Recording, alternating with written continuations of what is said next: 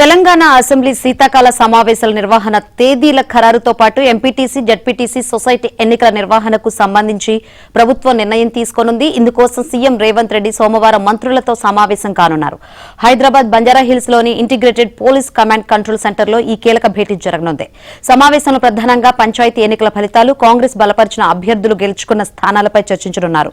మంత్రుల నియోజకవర్గాలతో పాటు మంత్రులు ఇన్ఛార్జీలుగా ఉన్న జిల్లాలో కాంగ్రెస్ ఎన్ని చోట్ల సర్పంచ్ స్థానాలను గెలుచుకుందన్న అంశంపై ఆయా గ్రామాలు, మండలాలు, నియోజకవర్గాల వారి ఫలితాలు, గణాంకాలతో సహా చర్చించనున్నట్లు తెలిసిందే. అదే సమయంలో ఇతర పార్టీలు బలపరిచిన అభ్యర్థులకు పోలైన ఓట్లపైన మాట్లాడే అవకాశం ఉంది.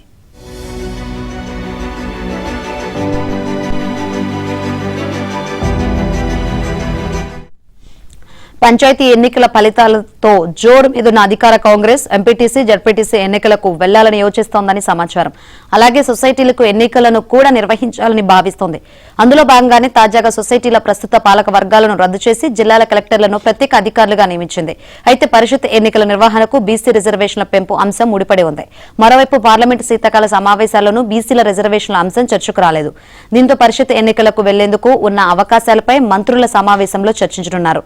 తర్వాత ఈ అసెంబ్లీలో చర్చించి ఒక నిర్ణయం తీసుకుని దాని ప్రకారం ముందుకు వెళ్లాలనే భావనలో ప్రభుత్వం ఉన్నట్లు తెలిసిందే.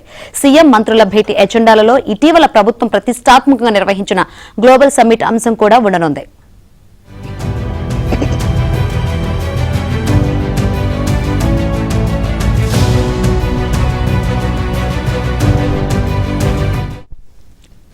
శాసనసభ శీతాకాల సమావేశాలను ఈ నెల 29, 30, 31 తేదీల్లో నిర్వహించనున్నట్లు ఈ మేరకు మంత్రులకు సమాచారం అందినట్లు విశ్వసనీయ వర్గాల ద్వారా తెలిసిందే.